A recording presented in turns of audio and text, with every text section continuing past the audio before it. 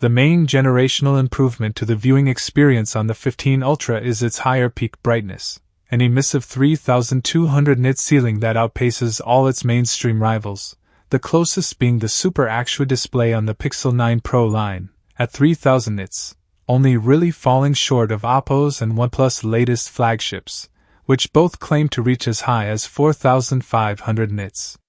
As with the 14 Ultra, the viewing experience here is unquestionably excellent. Out of the box, it serves up full HD plus visuals and a dynamic refresh rate, between 1 and 120 Hz. However, you have the option to crank the resolution up in the settings menu to make the most of the phone's impressive 522 ppi pixel density. You can also fix motion at 60 Hz for lower power consumption, or 120 Hz for more fluid viewing, and you can even force that higher refresh rate on an app-by-app basis. Along with options for resolution and HDR upscaling, as well as motion smoothing and TV Rheinland certified blue light eye protection, the 15 Ultra's display also makes the switch to an ultrasonic fingerprint sensor, which proves faster and more reliable than the previous optical solution, even when your hands are a little wet. Despite an asymmetrical down and forward-firing stereo speaker pair, the Xiaomi 15 Ultra outputs sound with clear separation and clarity through almost the entirety of its volume range. At maximum volume, the stability of higher frequencies begins to waver, while bass is present throughout, but could be more prominent in the mix. Dolby Atmos support brings with it a set of EQ sliders, including presets, and there's effective spatial audio too. Last year marked a pretty notable shift for Xiaomi's mobile user experience.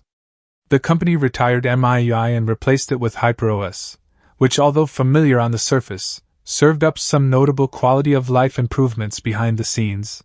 It took up significantly less space on your device's storage, for example.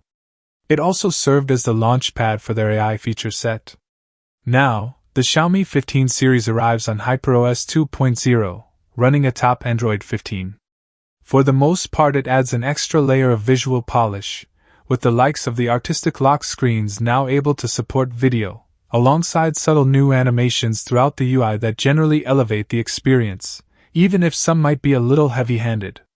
Better contrast and reworked UI elements across the settings, clock and calendar apps make them easier to use, as do a tweaked volume control layout and the ability to long press on control panel entries, like brightness, to expand and access additional features, very iOS-like in its execution. Frustratingly, Xiaomi insists on continuing to bury or completely hide some fundamental Android controls, such as extra dim, without explanation, but it does at least finally let you toggle today's recommendations off, which means there's less cruft within your home screen app folders. HyperOS is a deeply customizable and capable user experience, provided you've got the stones to learn its nuances and forgive its inconsistencies. There are new and improved AI tools spanning writing, image editing, and language across HyperOS 2.0, with Xiaomi's repertoire most closely mirroring experiences from the likes of OnePlus. Apple, Oppo, Samsung, and Google have all lent a little harder into generative imagery on their latest devices, which isn't really part of the experience on the 15 Ultra. Beyond image expansion and the ever-creepy AI portrait, check out our Xiaomi 14 review for a deep dive on that. The AI writing toolset has been fleshed out, with summarization, proofreading, extension, and tone alteration, all in a handy pop-up card that, once again, looks suspiciously like Apple Intelligence's interface. Like Samsung's Writing Assist, you can call on these tools essentially anywhere you enter text, which creates more opportunities to actually use them. The translation app, AI Subtitle, has a well-thought-out and easy-to-use interface, allowing for conversational use with a speaker sitting either side of the phone, while the existing image editing tools, Expand, Erase, and Sky, have been joined by Enhance and Remove Reflections options, although the latter was next to useless in testing.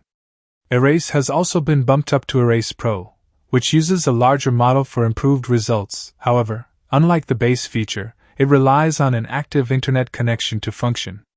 In fact, when disabling My Data connection, practically none of the 15 Ultra's AI features worked offline, suggesting that they all rely on off-device processing to varying degrees, the exceptions being the base erase, remove reflections and sky image editing tools.